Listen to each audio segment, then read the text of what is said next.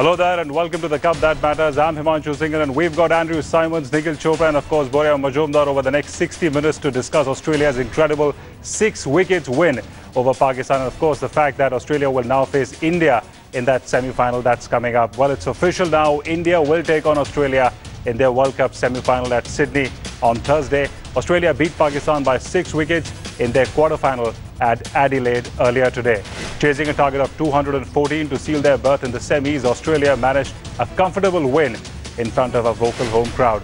Batting first after winning the toss, Pakistan finished on 213 in 49.5 overs with Haris Sohail emerging as the highest scorer with his knock of 41. Misbah-ul-Haq was the only other batsman who managed to offer some resistance to the hostile Australian bowling with a score of 34. Josh Hazlewood finished as the highest wicket taker for Australia with figures of 4 for 35. In reply, Australia lost Warner, Finch and Clark early, but Stephen Smith and Shane Watson ensured smooth sailing for Australia. Smith scored a solid 65 and was ably supported by Shane Watson and Glenn Maxwell.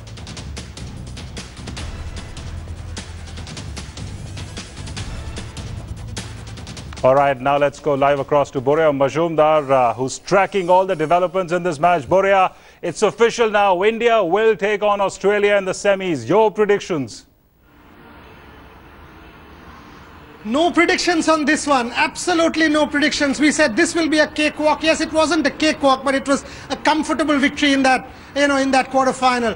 Too many good people in that Australian team, Himanshu. Even after 3 wickets for 59, it was never Pakistan. Yes, Wahab Riaz bowled well. Yes, there was a bit of pressure. But with Maxwell, Watson, Haddin, Faulkner and all of those people to follow, it was always going to be Australia after 213. Sydney 26th. It is the final before the final, the real match of this World Cup. You have to watch this World Cup. You watch that match. An absolute cracker. And we have in our studios an honorary Indian now with a South Indian accent. Ask him to preview that match for us in that accent. All right, Andrew. Well, you heard that. We'll talk about the match that just finished in a while from now. But let's talk about the big game coming up. India will take on Australia, of course, in the semis. Your predictions for that match? Oh, look, it's a mouth-watering prospect. I think it's a game that everyone wanted to see. I know sort of the talk in the studios, everyone's been wanting to see that clash. I mean, that'll be a real sort of definitive game for both teams to be able to knock each other off and then make it into a World Cup final. That's real cricket, you know. You're having to play two difficult games to actually win the World Cup. So, yeah, very exciting prospects. At this stage, I think Australia's slightly stronger bowling attack. But coming down to big games, big finals, as we've talked about often, the team that deals with the pressure and starts well in the game can usually hold an upper hand.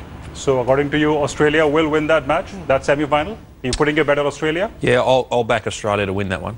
Nikhil, what about you?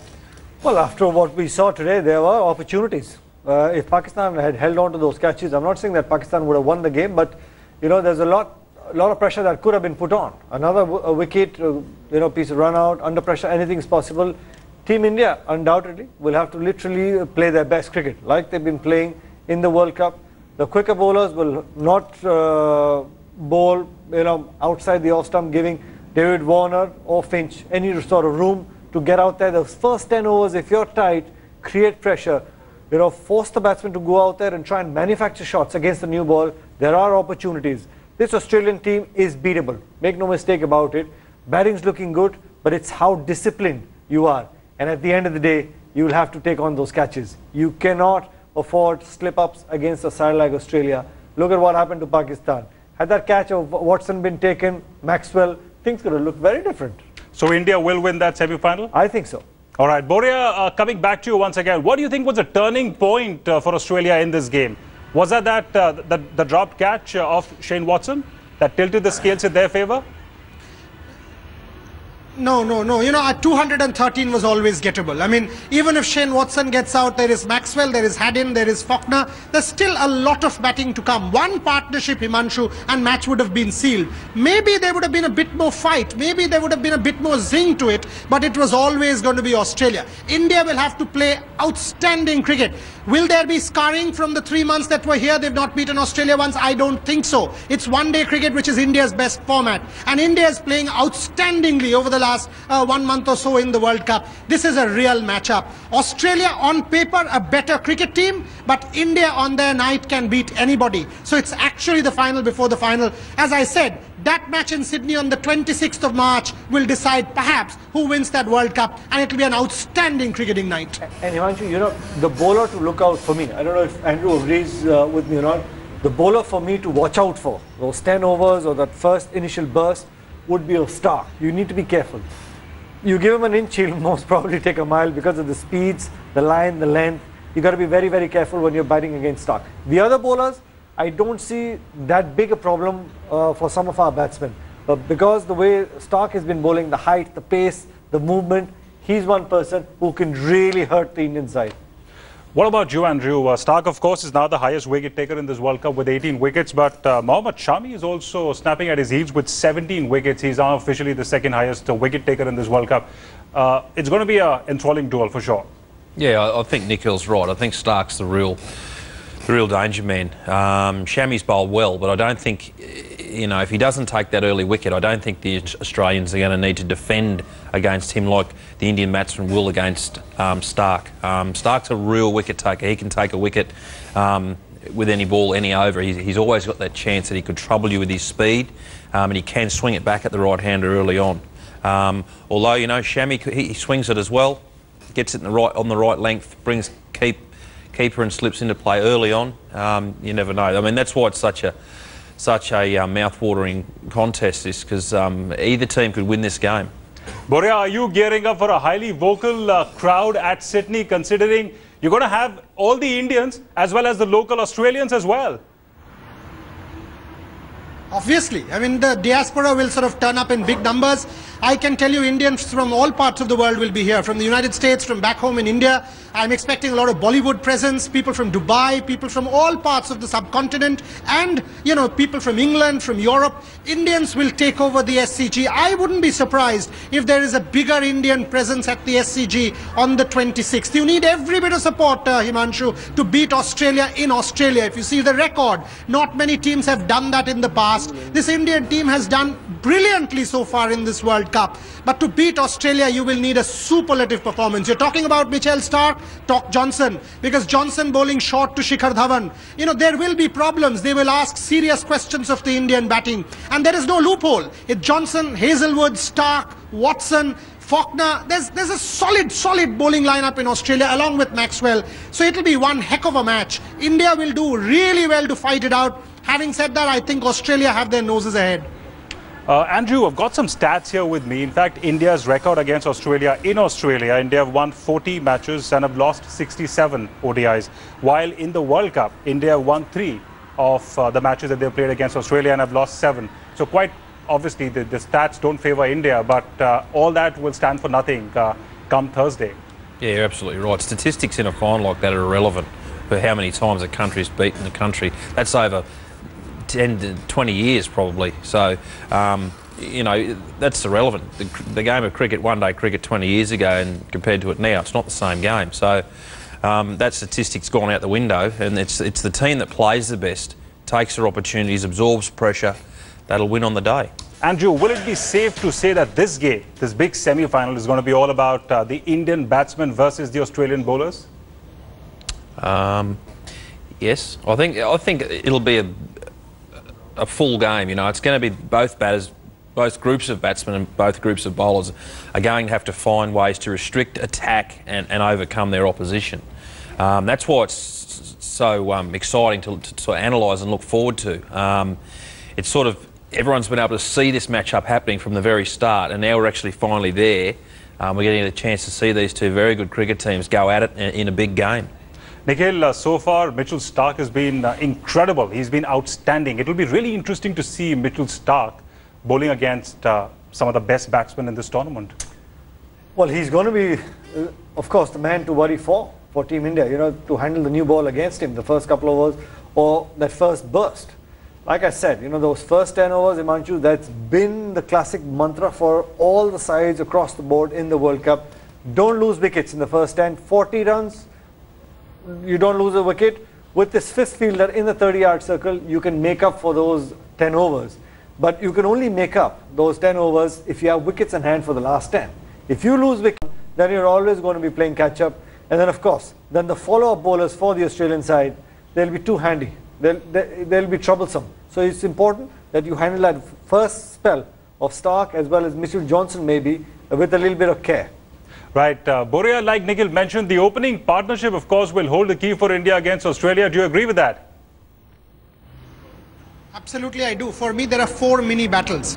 1, Mohammad Shami versus David Warner and Aaron Finch. 2nd, Mitchell Stark and Mitchell Johnson against Rohit Sharma and Virat Kohli. 3rd, and very importantly, the Indian middle order against the Australian late order bowlers, Watson, Faulkner and the others. And very, very importantly, Ravichandran Ashwin versus Glenn Maxwell.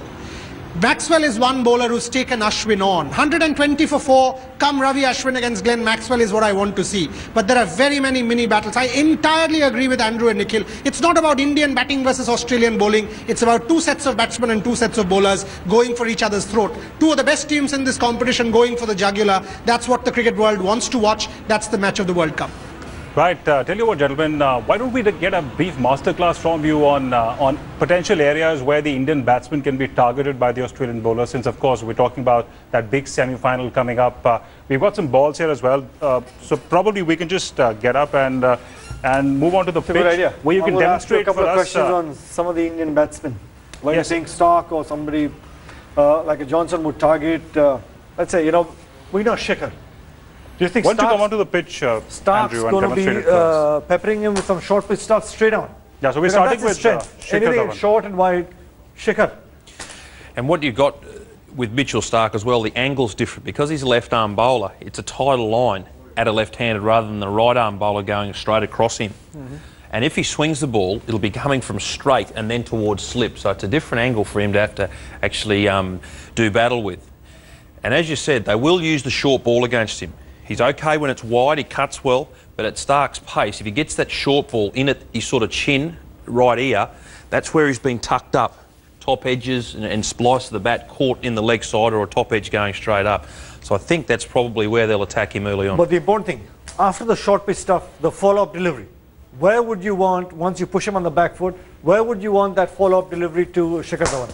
Yeah, what Australia will be looking to do is get him caught on the crease and playing at a full ball that's swinging.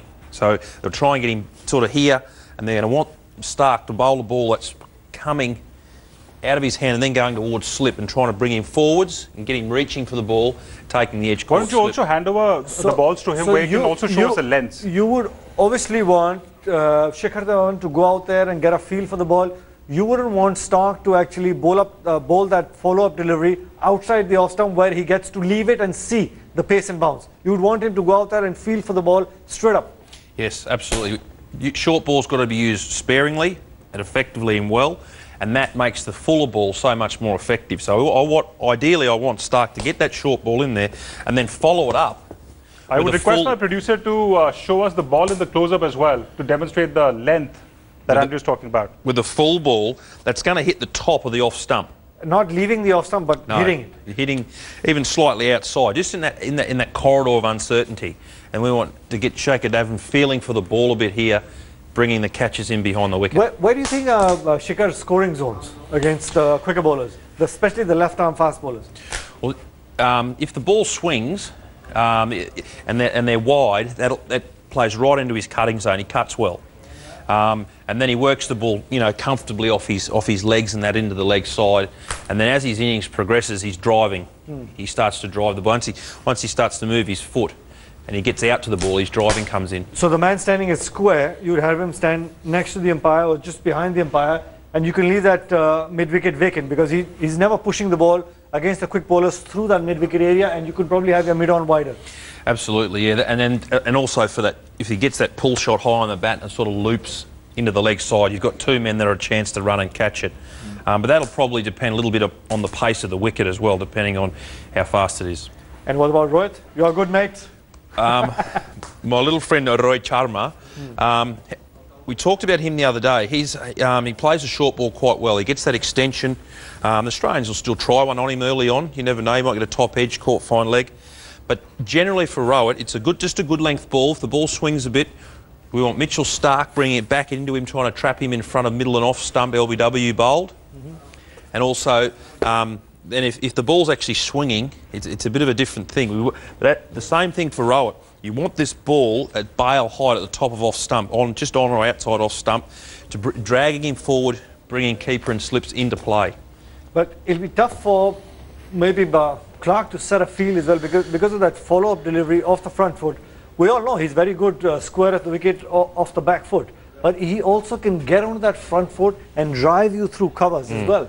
Yeah, he's a very classical driver of the ball, beautiful cover drive and off drive, and even straight drive. Plays beautifully in front of the wicket. But the other way that Australia might like to try and strike is if the ball is swinging, Mitchell Starc's Yorker, if he can bowl a ball to Rowett Sharma that's swinging in late and pitching on the crease, on his toes, LBW bowled big chance at that pace. I had a question. Shots for Rohit Sharma to avoid?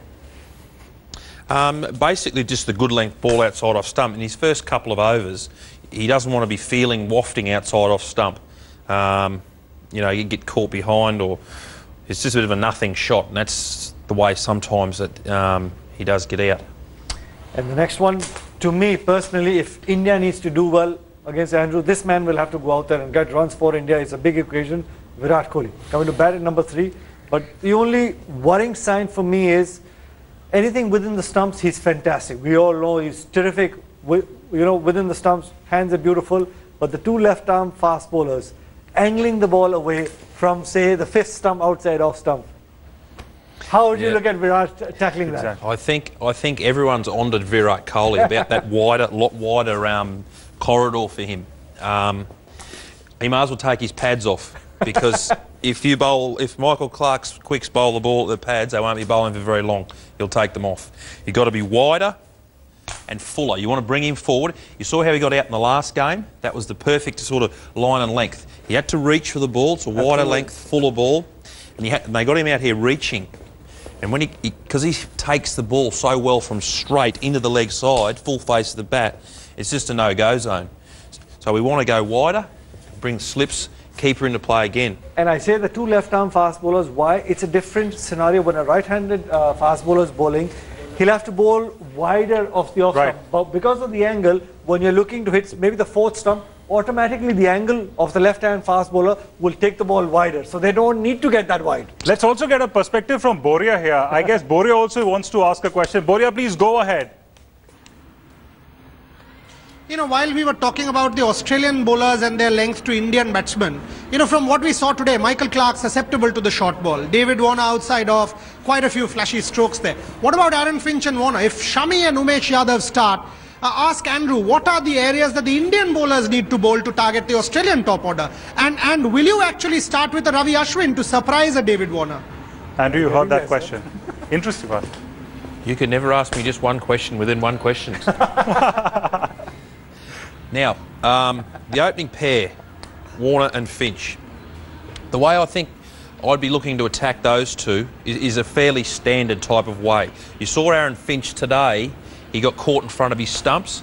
He doesn't get his front foot down the wicket early in the innings, and his head tends to go over slightly. So same thing, in the channel, keeping him quiet if the ball's swinging, and then your impact ball, your wicket ball, is a straight full ball, and you want to try and get him here, and his head goes, and you want to try and get him LBW. And Himanshu, that's such an important thing, what Andrew just said, you know, with Finch. Andrew, sorry to interrupt, but if your left foot is pointing towards covers, you obviously the head's gone that side and you're forced to play against the body. Right. So if you open that toe, only then can you come down the track. That is such an important thing for any youngster to watch. If you want to come down the track, that left toe has got to be pointing straight down the other end of the stumps. Only then you'll be able to see the full. Otherwise, what will happen is you'll be able to get blocked. If the toe is shut, the bat angle, the bat face would get shut, and you'd only probably present 25 or 35% of the bat to the cricket ball. Nikhil, you know the Sydney wicket well. You know how Ashwin bowls as well. Why don't you also demonstrate for us probably the lengths that Ashwin must bowl on that Sydney wicket? You know, the line and the length for Ashwin. To be honest, you know, every wicket, you know that Sydney will turn a bit. But until and unless you go out there, bowl those 3-4 deliveries, just to gauge the speed of the wicket and the bounce of the wicket. Right. You know, only then you can actually try and decipher what is my correct length to the left-hander or the right-hander. You know, otherwise you're always looking for the batsman, right-hand batsman, outside off stump you're pitching. If there's a little bit of turn, turns in and comes and hits the top of off stump. So you're literally forcing the batsman to play in the cover to try and create that sort of gap. And that also, the delivery's got to be ending, say, knee high and towards thigh, so that you can, it gets difficult to actually go out there and work the ball for singles. Right. Initially on, Himanshu, you need to stop the batsman from taking the ones. If you get enough dot balls, you are creating enough pressure for them to go out there and hit away from the guy standing within the 30-yard, looking to stop the ones. If the singles are going, you will not be able to stop the ones. You will also give boundary balls then. All right, Borea, you had a question. Please go ahead. And this time it's one question. I'll be honest and I promise Andrew that. Having said that, how do you stop Glenn Maxwell? I mean, 200 strike rate even today, 44 of 29. What do you do to stop Glenn Maxwell? Well, what Pakistan didn't do today is when he hit the ball in the air, they didn't catch it. That usually helps. But if Australia are chasing a big total in this game, it'll be a whole nother way. He played this innings in Sydney, you know, a week and a half ago, you know, playing all these shots, amazing shots. But that was a game with no pressure on it. So if he goes in and they still need 150, 180 runs, or they're setting a total and he's in under pressure, it's a whole different story. If he wants to go out there and play these reverse sweeps and all this sort of stuff and misses one and gets out bowled, well, then people are going to want to crucify him, because today he played a very irresponsible shot. He got caught. He should have been caught down at third man early in his innings, and then that would have put pressure on the Australian sort of middle to lower order, which teams haven't really done yet. So restriction, you know, you're talking about one innings that he's played here, and people are going, wow. But now it's all about the pressure, and that wavers a lot on a big game, you know, how people play under pressure. Andrew, what's your take on, so let's specifically look at the four main Indian bowlers. We're looking at Yadav, we're looking at Shami, we're looking at Mohit Sharma, and of course Ashwin. What sort of a length do you think Umesh Yadav, someone like Umesh Yadav with his sort of pace, should be aiming at bowling on that Sydney wicket? Well, as we talked about earlier, you've got to sum the wicket up very quickly in the first few balls or the first over, and then the bowler that bowls the second over has the advantage and the knowledge of how the ball's actually travelling, bouncing, is it swinging, and all those sorts of things. And this message needs to be relayed to him through captain or the other opening bowler. So then you're automatically getting yourself straight into the game. You want to run up and bowl your best ball, first ball sort of thing. Right. So firstly, what length to bowl in Sydney, depending on the pace of the wicket. Is it swinging? And then from there, you're dependent on who's actually on strike as to what line and length you need to bowl to that individual. And what's your assessment of the pitch? You've of course seen the pitch at Sydney. Nobody knows the conditions as well as you do. What's your idea of the pitch, and do you think which team do you think it would really suit more? Do you think it's going to suit India and the Indian spinners and their way of bowling and their way of performance better than the Aussies? Or do you expect the Aussies to come out all guns blazing on that particular pitch? No, it's a definite. There'll be definite periods in the game when you have to attack, but then there's a period where there'll be a holding period, and that's what Nikhil was talking about before. You want to make scoring difficult, so that's why your length is so important. You don't want men just easing the ball down the ground for singles and just knocking the ball square of the wicket and easily rotating strike. That's when you want to make things hard for the middle order, so they do have to take a risk, which may end up bringing your team a wicket. And before we take a break, let's quickly talk about Suresh Raina as well. Well, of course, a stance of a left-hander, areas where Suresh Raina can be targeted. He's of course been amongst runs and he's been playing well. Shots to avoid for Suresh Raina and potential areas where he can be targeted by the Australian bowlers. Well, I think the Australians will attack him with a quick, either a Johnson or a Stark will come on and bowl 2 overs as soon as he comes out to bat to try and knock him over.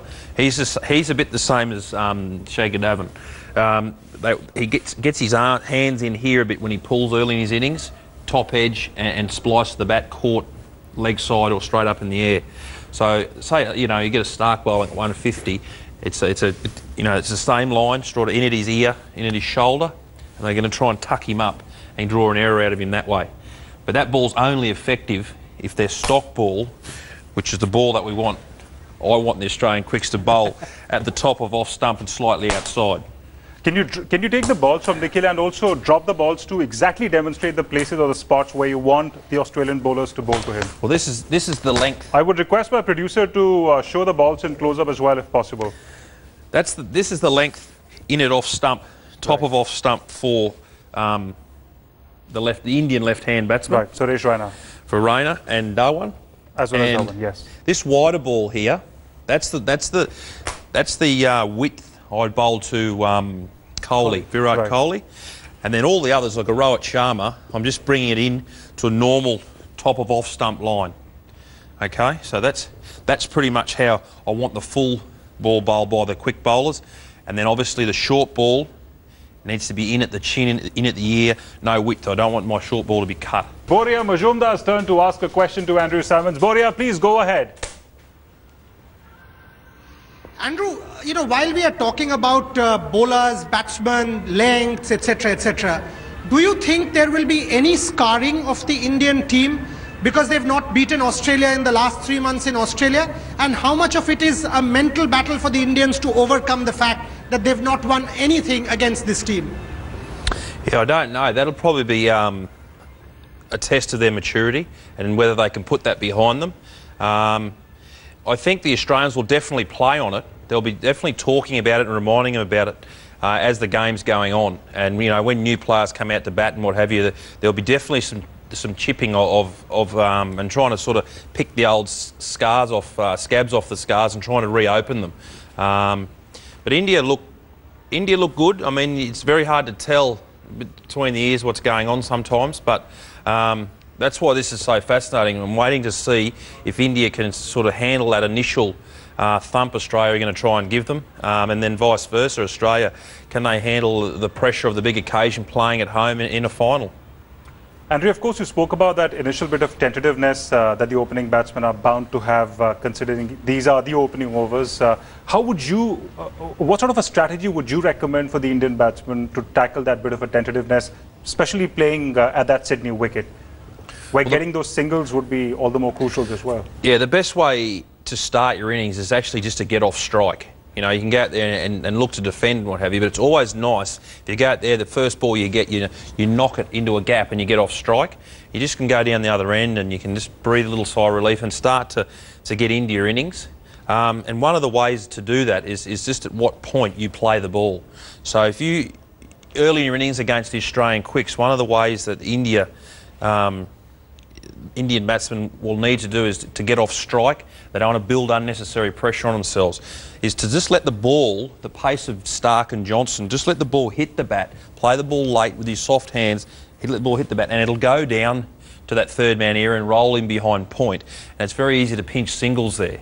Would the grip also be a key here? Yeah, I mean, you can just use your hands to just manoeuvre the ball. Still use the full face of the bat, but you're just manoeuvring and just using the pace. But do you think Australia, Michael Clarke or say a Stark or a Mitchell Johnson also speaks of the lengths they're going to be bowling to a particular players in terms of, if I'm going to be bowling short to say Shikhar Dhawan, left-handed, my point fielder standing maybe in line with the crease, if I predominantly going to be pitching it short, then he's got to go turn and go a little 45.